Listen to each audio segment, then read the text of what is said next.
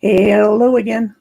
It's just a quick preview again of what I'm going to do Sunday, since I actually know what I'm going to do, which is kind of a continuation on the theme of accountability.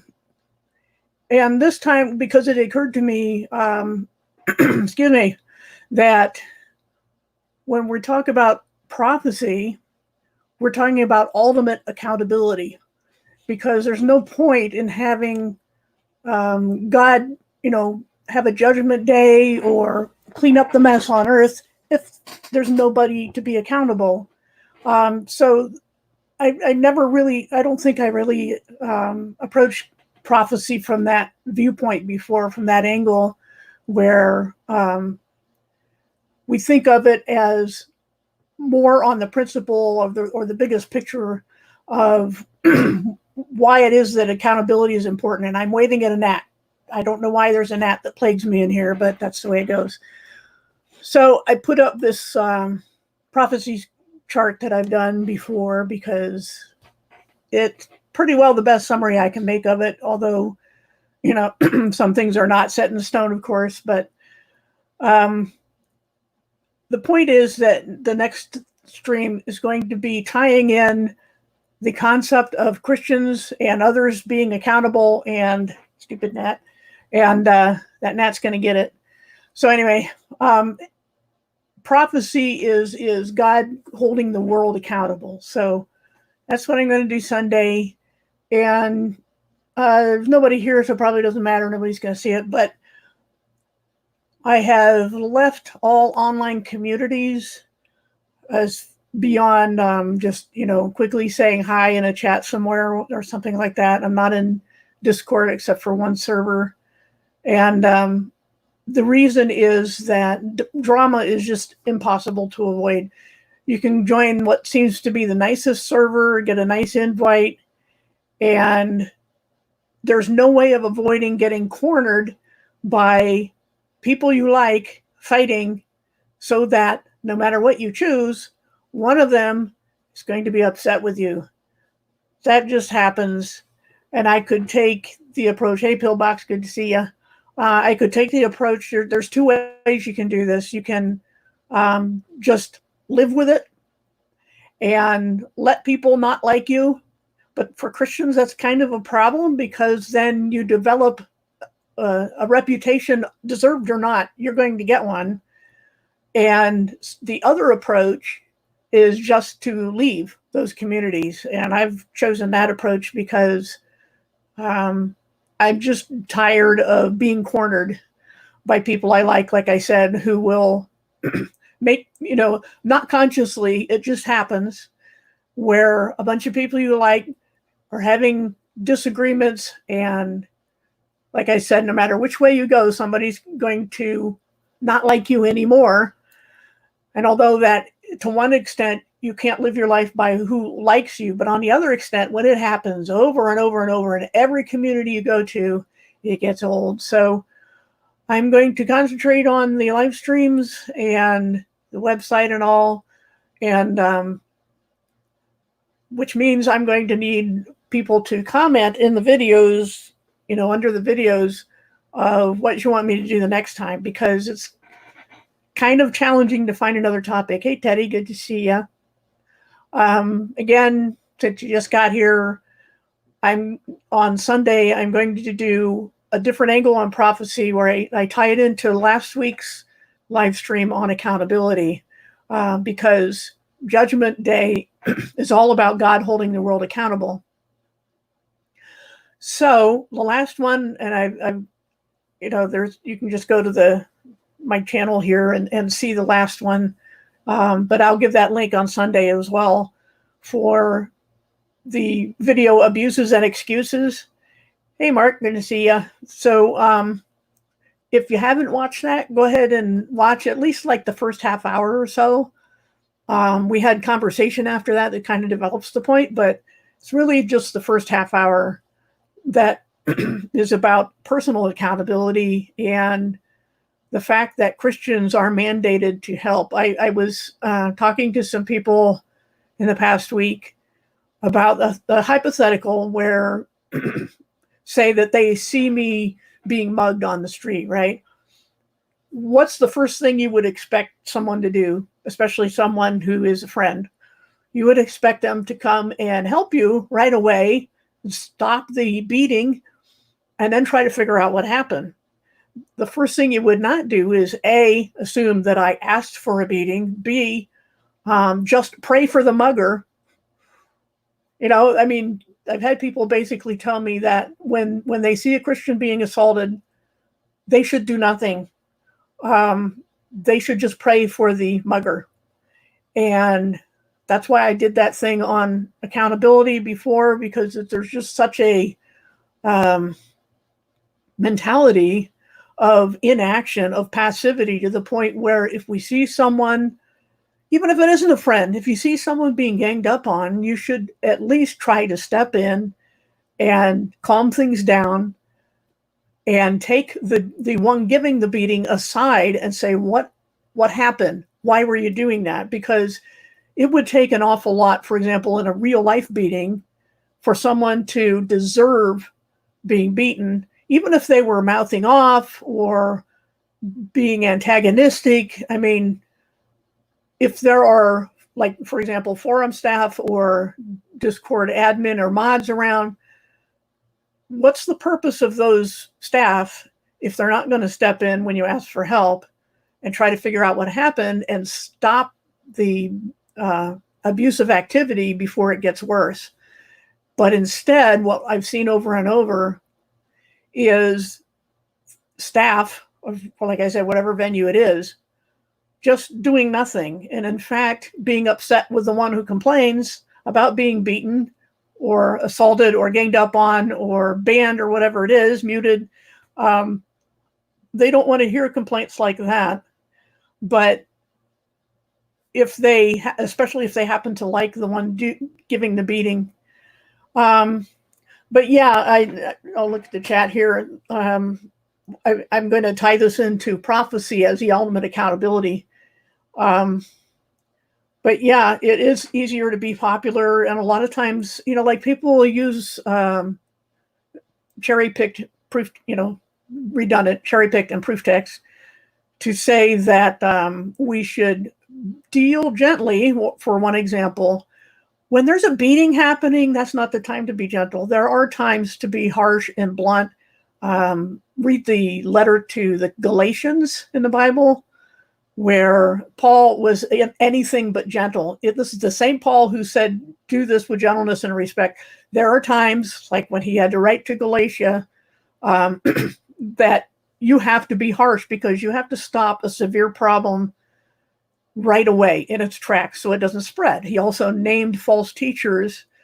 Even the gentle Apostle John, in, I think, the second letter, I'm pretty sure, he was going to go to a place to reprimand someone named Diotrephes, who was lording over and driving people away. And he was going to get right in their face. This gentle writing apostle about love and unity and all had no qualms about going to a church where somebody had taken control that shouldn't have had it.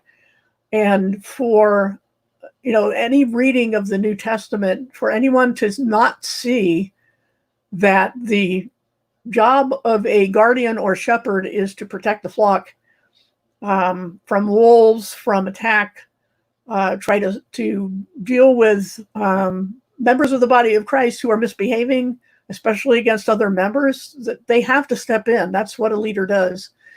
And in these other venues, that some of which were overtly Christian venues, others were not. But when it's Christian, one professing Christian beating on another professing Christian, the rules are stricter. I mean, in a secular forum or Discord server, you would expect rules to be applied, reasonable rules to be applied consistently, but that doesn't happen. And people who have the power to enforce that the mods do that don't do it consistently. And I've come to find out later that some people, not all of them, who wanted me to just grin and bear it, when I was being verbally assaulted by a professing Christian, would later turn around and demand immediate apologies from other people who threatened them personally. And so they had a double standard. It's very hypocritical when it's just like that parable Jesus told of the wicked servant. Well, one of them, there's several different ones, but where the servant owed a ton of money to the master, master forgave him, but that servant went out and beat someone else up and demanded a much smaller payment from them. That's what I saw happening with this one person who had been a moderator. I don't know if they still are, but they didn't want to hear about me having a problem with another Christian. They didn't care to say anything to the other Christian. But when a third Christian, there was a squabble with them, that person demanded immediate apology. Whereas if I asked for an apology, that was called wanting instant gratification. So the double standards and the drama it causes, and the cause, I always look for causes of so much of this is inconsistent or non-existent moderation. It's very, they take care of their friends and themselves, but if they don't happen to care whether you're being beaten, they won't do anything, like dirty cops. So anyway, that's why I think it was a good idea to do one on accountability on a personal level last week. And this next Sunday, I'm going to tie in accountability with Bible prophecy, because there's no point in final judgments if people are not held to account, and they must be held to account. So that's all I really got on here to say. Thank you. Just let me shout everybody out. Let me roll up I'm looking at the StreamYard chat. Pillbox, Teddy C, Mark Bailey, Unicorn Laser Eyes. Pillbox says, when asked for a beating, then run to attack me. Yeah, they always do. They always have, haven't they, Pillbox? Pillbox says, come at me, and they all run after me, and come at him, and they all run after me instead. It's amazing to watch, but not any fun. Good Servant, Mark Bailey, Teddy, I mentioned, Pillbox, Pat Riot, and Time for Revival. So yeah, I'm going to be I've got the prophecy thing on the screen here, and a little bit of my notes there on tying in the fact that accountability is a very strong biblical topic, because that's what prophecy is all about. It's what judgment is all about. And it's not something to trifle with. And again, I think the problem is that people in positions to do something about misbehavior don't do it, or they don't do it consistently. And this is the cause of an awful lot of problems. Or sometimes I'm held to account for things that I don't even remember happening years ago. And yet I'm told that I should just never react to anything that happens to me in the present while there are witnesses. I'm not allowed to say anything about that, but I am held to account for things that supposedly happened years ago. So there's that double standard again, and I'm not putting up with that anymore. There's one guy that, I found out last year I never knew it, was holding me responsible for I was on some other channel on somebody's panel, and he alleges that I told him to burn in hell. Never said it, never said that to anyone in my life. But I'm basically told that I absolutely said that, and I'm lying. So I had enough of that. But people won't let anything that happened in the past, even if it really wasn't my fault, won't let it go. But I'm not allowed to hold them to account. So I'm just done with online communities. I'm in, like I said, one little Discord channel that's not very active, and just going to do my YouTube videos. Hello, Lead Red Pass. Hey, Wendy, good to see you again. See, I also think the so-called Christians don't understand mercy, which should go along with being accountable. Yes, it works both ways. Some folks never look at their own reflection. That's true. And it doesn't matter how many screenshots you take. they want to take screenshots of your stuff, but if you try to take some of theirs, they won't have it. They'll say you doctored it. I've had conversations erased by moderators before I was banned, so no one could see what really happened. Hey, Ryan Eartherton, good to see you too. Like I say, I'm just really had it with all that kind of shenanigans that goes on online. So I'm going to stick to YouTube, and if I go to anybody else's channel, I'll just be saying hi in the chat like I've been doing for the last month or so, and do my little live streams on Sunday and little things like this on occasion when I just want to do like I said, a preview of what I'm going to do next Sunday and just explain where I'm at. So hopefully Jesus will come soon anyway, which is kind of the topic, but in the meantime, we have to deal with stuff. And like I said, those in a position to manage in a godly way a community of people, especially believers, aren't doing it. And that's why we can't have nice things.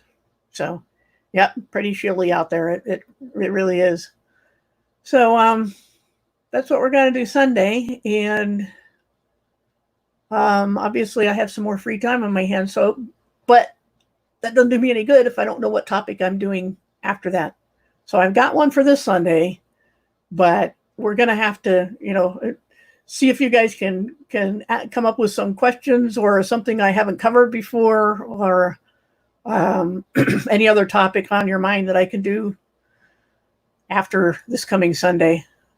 So I'm not sure why we're still here. It's they're really pushing the Marxist narrative all over the world. There's really hardly any place you can go, even if you could get there and start over and start a community. It's kind of late for that.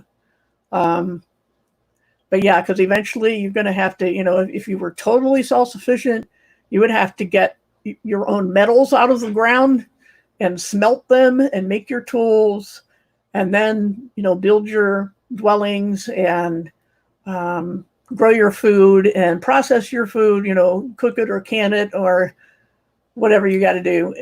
Make some ovens out of, you can do that. You can make rocket ovens, so-called. You can keep feeding the wood in, and they're very efficient. But there's also pellet stoves. Like I've made wood gas stoves.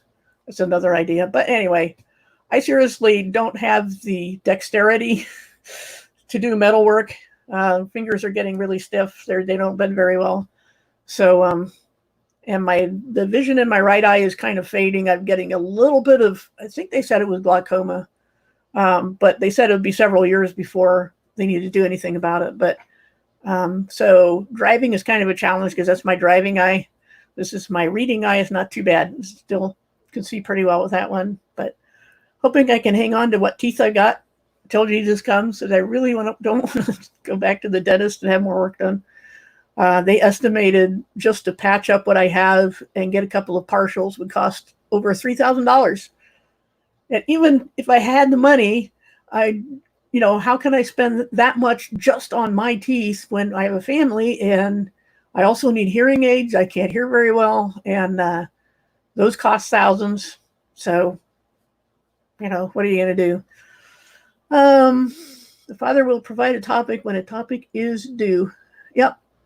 1 week at a time. But hey, it doesn't hurt to ask, if anybody's got something on their mind. All Christians are called to be disciples, but not all will walk in victory. Yep. There's birth and then there's growth. But I really appreciate you guys coming, and it is a nice community that comes here. I mean, I think it's like the old saying, good fences make good neighbors. I think sometimes people spend too much time in what amounts to social media, not just the big ones, like Facebook and Twitter, but places like Discord or, sometimes, whatever other social media. I don't know if that's one of the causes, but in the end, it's a people problem, and I can't fix that. I can only try to make my way through it. But see, broke a molar in half. Ouch. No dental coverage. Fixed with wax. Ouch. let's all pray for Wendy's tooth.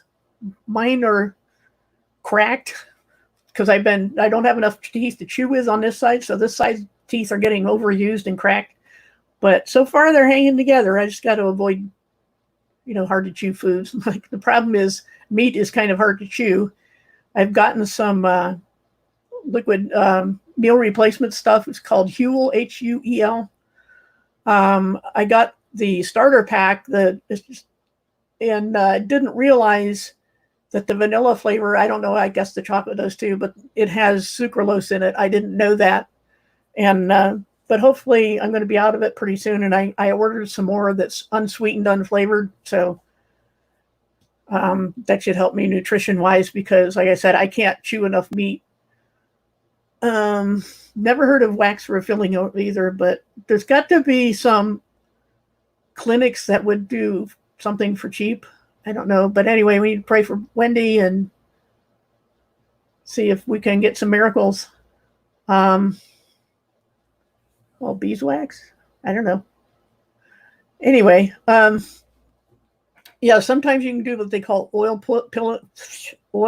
pulling. You get certain oils and swish them around in your mouth, but I have so much metallic work on my teeth that I don't know how much good that does me, but I use an organic mouthwash anyway. It's got all different kinds of oils in it.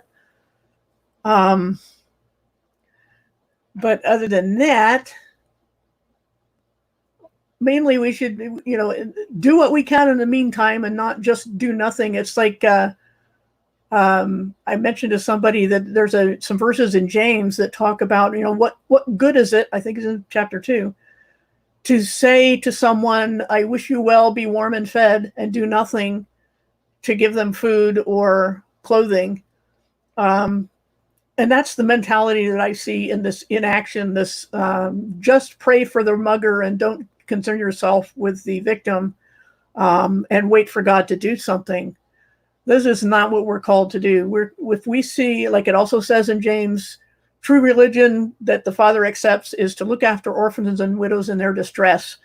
And when, God has commissioned us to act on his behalf in this world. So when we fail to do that, we're just like the Pharisees who Jesus reprimanded when they said, I can't give the money to my parents because I've dedicated the money to God. Jesus soundly rebuked them for that mentality where they have the power to help someone and they don't do it because they think they're being very spiritual in just only praying and not doing what they can do. And this I find reprehensible, but oh, my screen just changed on me. Oh, well, I guess it's time to quit. Maybe. Anyway, we're going to do prophecy and accountability on Sunday. But let's see. The COVID thing has them all closed by appointment only. Yeah, and somebody's got to take you in. There has to be a clinic that would take you in. The dentist, I've only been to once, but they will have you wait out in you make an appointment, you drive over there, you wait in your car and text them when you get there. And then they take you in. You have to have a mask until you get in the dental chair. And then you obviously have to take the mask off. And then they work on you. But yeah, your teeth problems are really hard to do DIY. So yeah, there's got to be a way that somebody will help you out with that. So yeah, the whole COVID thing, don't get me started, and yet that can get you shut down talking about it. But that's the biggest tell, is what you're not allowed to talk about. Even if you could stretch and grant them you can't talk about race, to not talk about a pandemic is telling you that this is not about health. They couldn't care less about health. What they care about is bringing America to such ruin that the vacuum will be filled by the deep state, which will come out of their closets and rule openly, which rolls right into Bible prophecy. And this is obvious. That's why we call it a plandemic, because as another person termed it, it's a controlled demolition. They have planned for a long time to bring the U.S. down. It's been, put into play for a long time, and now it's finally reaching its overt stage, which, like I said it again, I think this is a very strong indicator that the tribulation is about to start, and which means the rapture is about to come first. Coconut oil, yep. So, such is the world we live in. But as I said a few weeks ago, put on the whole armor of God, Ephesians 6, resist the devil and he'll flee from you. But this doesn't mean that evil isn't overtaking the world. We can't pray away what God has allowed to happen, because God permits these things, and there are always reasons, but it is prophesied. Hey, Nathan, good to see you.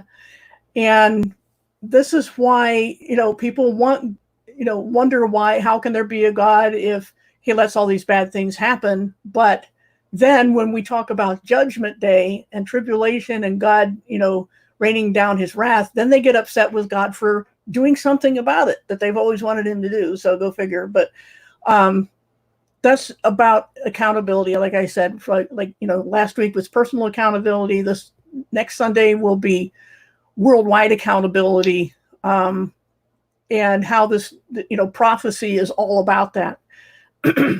Hello, 1,000. My bad eyes. I'm like, how many zeros are there? New NM Zoom non-fisheye infrared cam man. There's a name. What do people call you for short?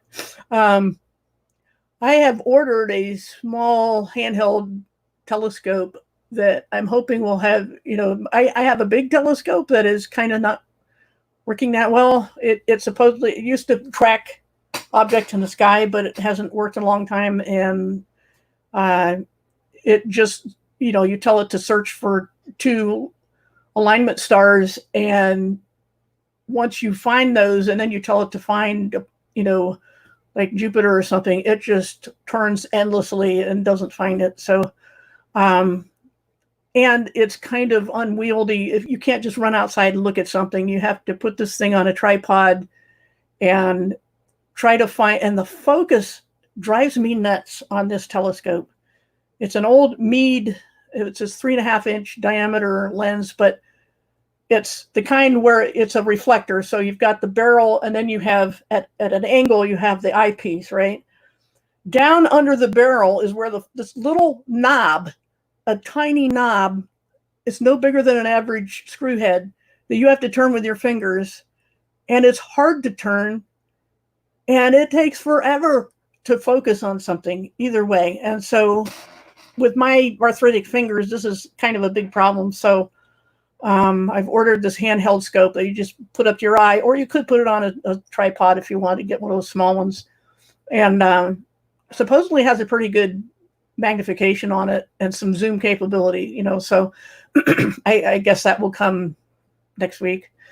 I'm also going to try this weekend. We've had rain the last couple of days, to go out one more time to try to look at this comet. I do have the P900, but as a lot of people have said, it's not the best astrophotography camera. It's more for land. And but I do my best with it, and it's hard to get the right exposure and things when you're looking at something like a comet. They're not as bright, and it is, with my eyesight, not that easy to find. But at least I know where to look. It's directly under the Big Dipper, which is fairly easy to find, and it's nearly opposite to Jupiter, which is about the brightest thing in the night sky besides the moon. So I'm going to try that, hopefully tomorrow night or Saturday night.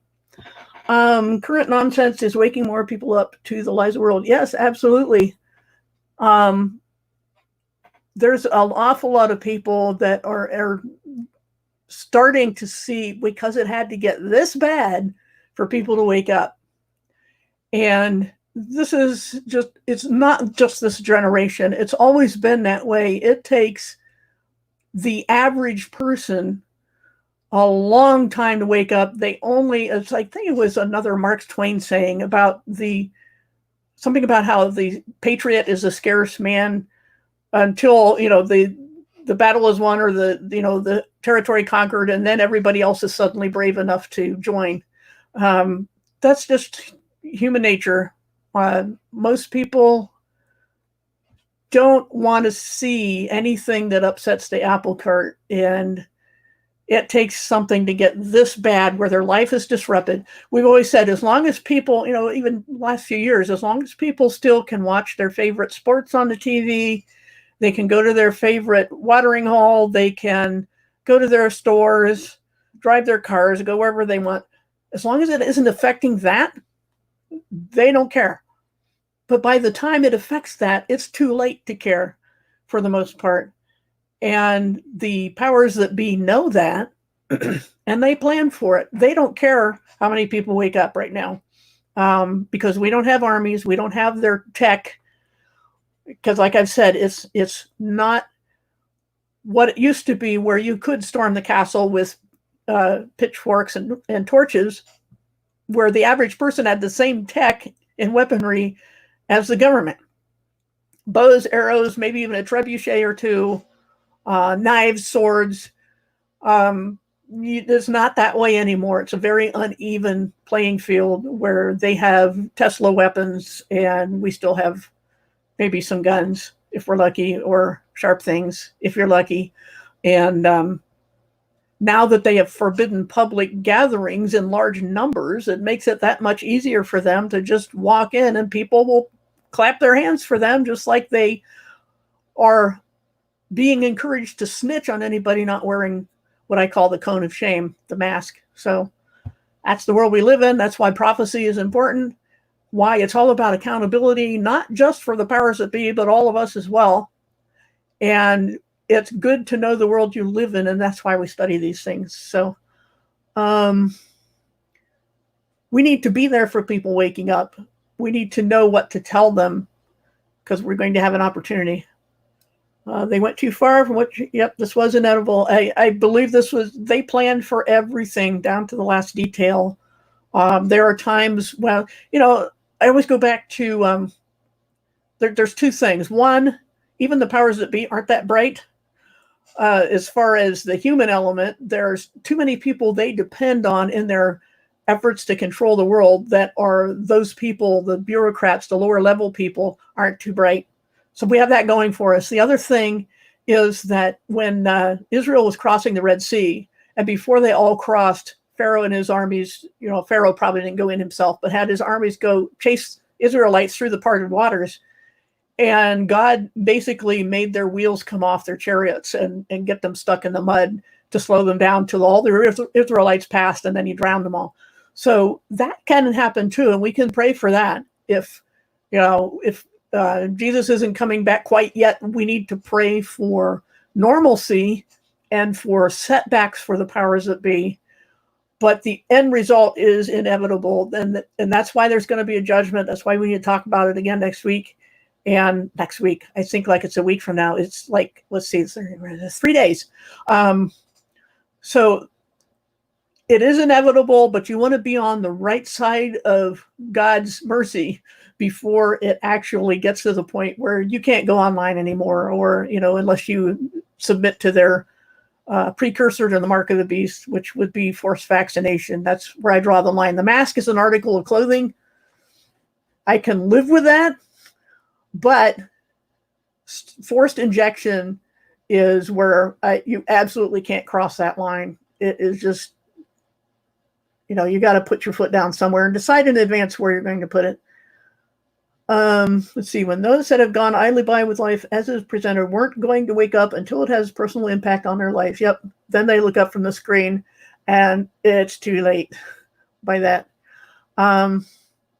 People always fulfills God's truth.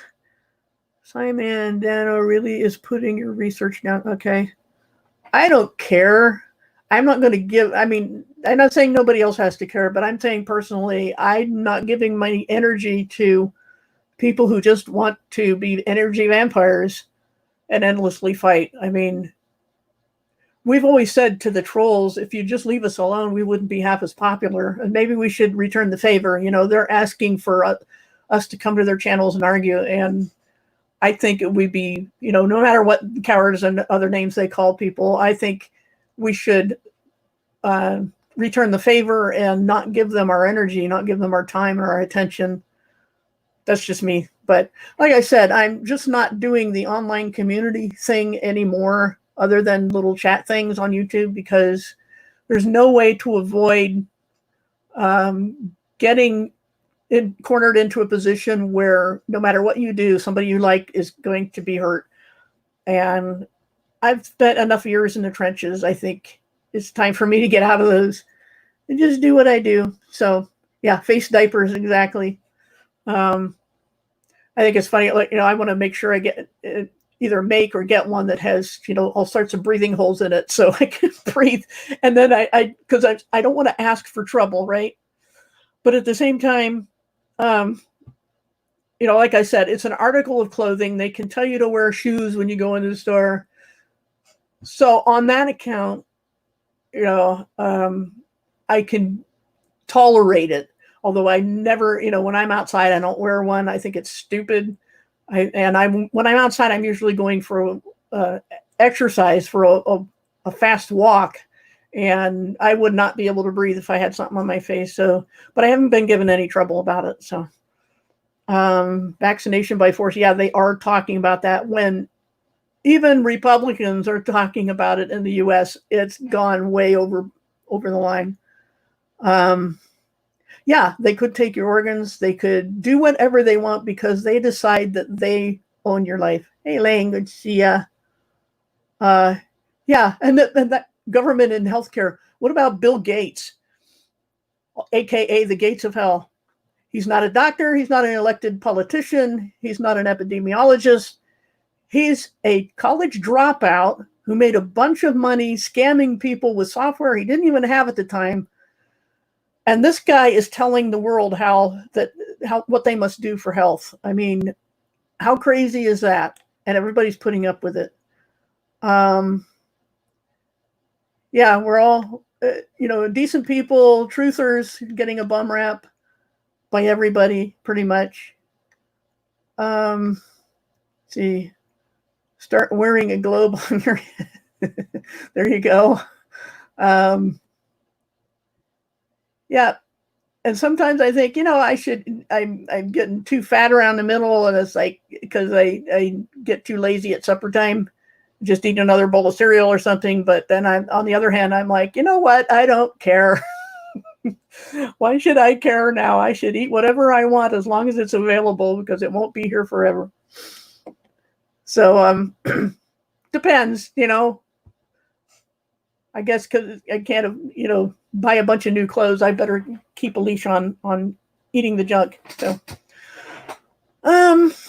anyway, must be a slow night because you're all here.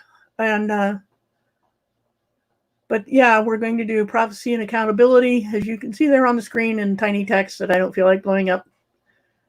So yeah, if you can get one of those, we have one of those big buckets that, yeah, there you see the bottom hand. You can't tell size. Anyway, big bucket full of freeze-dried and other food that would not be ideal, but would keep you alive in a famine for at least a few weeks, depending on how many people's in your house. It's good to keep a couple of very large bottles of water, like 3 to 5 gallon bottles of water. Have some means of keeping yourself warm if it's winter by the time something like that happens. But don't go crazy. I mean, even if you had a bunker where you could ride out the next 10 years, would you want to? If you were the survivor of a nuclear war, just hypotheticals and not saying there's such thing as nukes, but would you want to be the only survivor of a nuclear war? I don't know. So anyway, like I said, past this next Sunday, if there's anything you want me to talk about after that, put it in the comment under the video. And if there's any, good channels that people need to know about, post a link, because you can do that when you're just in comments. Just try to remember to pray for each other, reach out to the lost, because I do believe, and everybody I know who studies these things believes that the rapture is very, very, very, very close. And you don't want to be left here just because, how hard is it to be reconciled to God and want to be adopted by your creator? It isn't much to ask, but sooner or later he has to step in and stop this, and it's going to be judgment on the world. So it's going to be harsh. There will be mass famine. There will be massive amounts of death during that time. So just saying, there's not much time left. Tell the younger folks, take the $5 you spend each week on 2 bags of chips and purchase a case of water, a box of pasta or rice, oatmeal, cans of veggies or fruit. Yep. Yeah, canned goods. You can build a fire out of just, a whole bunch of different things. As long as you have, something that you can put over the fire, even the cans themselves. That's the nice thing about canned food is you could, poke some holes in the top and cook it right in there, perhaps, if you're not stupid about it. But yeah, and make sure if you've been starting that collection of little bits at a time of food like that, make sure you rotate it. And that it's stuff you like that you're willing to, when you've got a good stockpile, you start taking it from the front and adding new stuff to the back, and you just keep that rotating. And that way, when there's another panic or whatever, you at least have some time to see what's going on. And, then it's just like the first wave of this current panic back in March, to already have, a stockpile of things, then you don't have to have a large quantity. If they limit you to your purchases, that's not a problem anymore. So just practical little things that anyone can do. We don't all have land and wells and things that we can protect with force, because we would need to. If the rest of the world is starving, they're going to come take your stuff. So, and it's hard to say whether the people most likely to take your stuff is the other people or the government. Hard to say who would take it first. It's a last resort, cooking things in the cans. Yeah, you should have, if you have something that's stainless steel or iron, of course. Iron you have to take care of more, and I forget what they call that to prep it with oil and stuff like that. But steel would be good if you've got some steel utensils, a frying pan, a pot for liquids.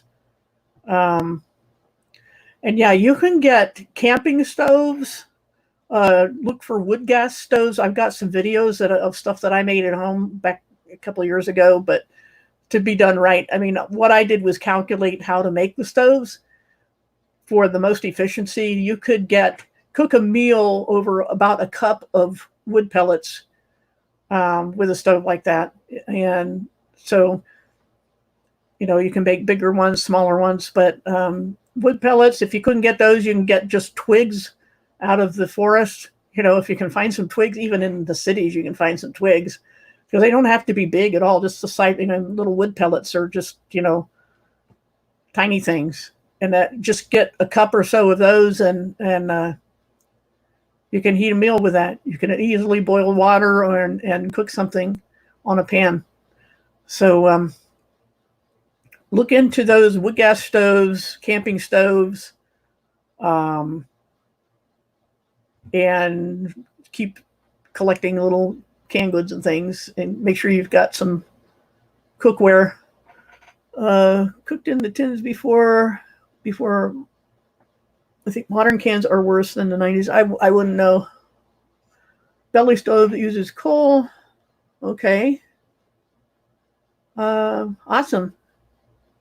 I hope it doesn't come to that while, before the rapture, but, we have to think in terms of, we don't know how bad it's going to get first.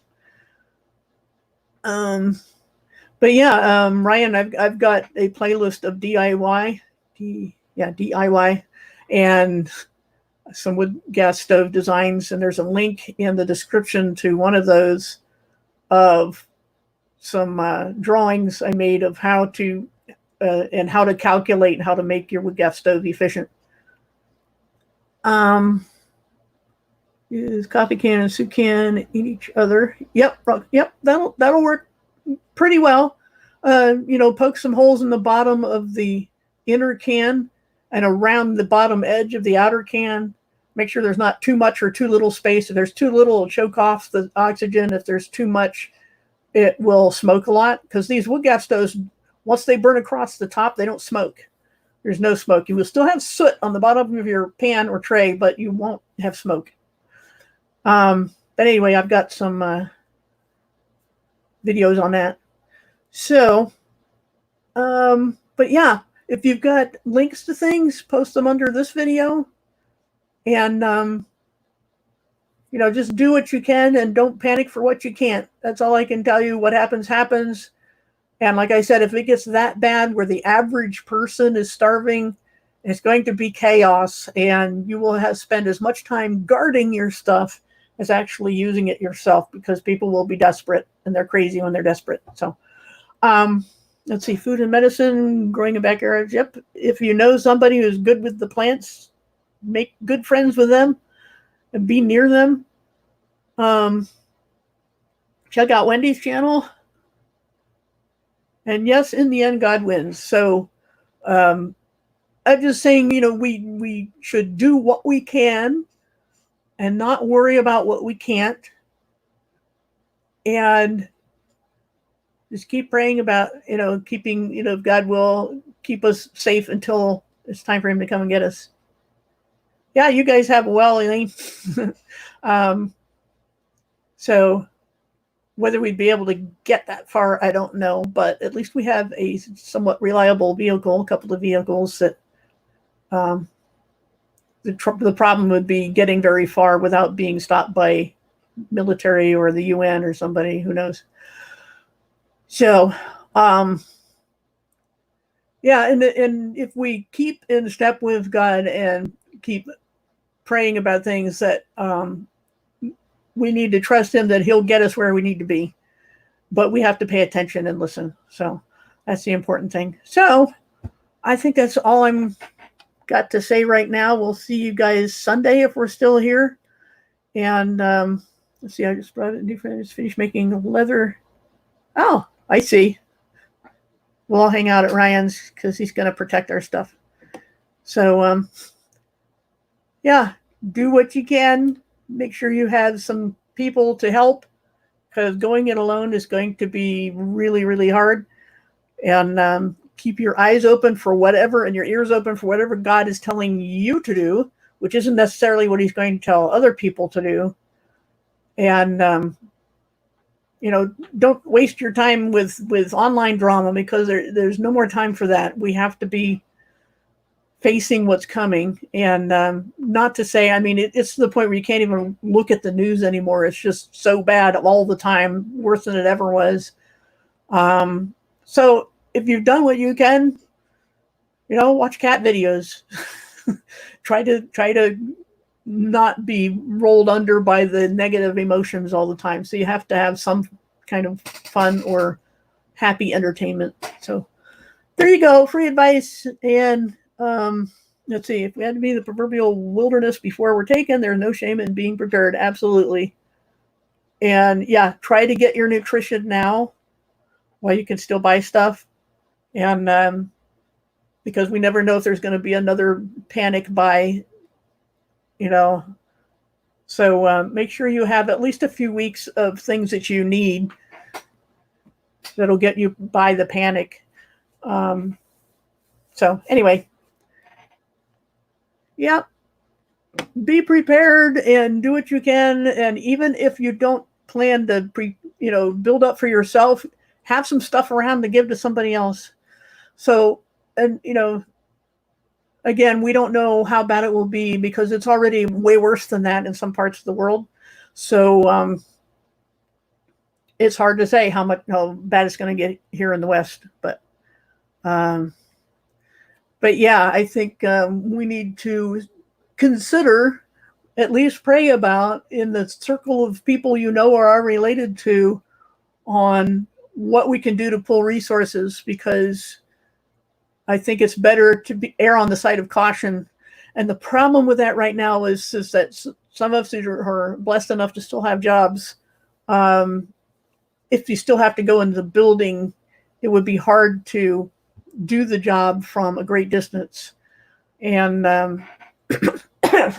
excuse me, that would be the hardest thing about doing something now, like moving all in one spot, because people have to go to their jobs, and so you can still go to the doctor you want to go to, the doctors, and so forth. So, hey, good servant, good to see you. And sorry, I'm about to shut down again. But thanks for coming again. We'll see you all Sunday if we're still here, and if we're not, that will be awesome, because we'll see each other before then. So take care, you guys. We'll see you then.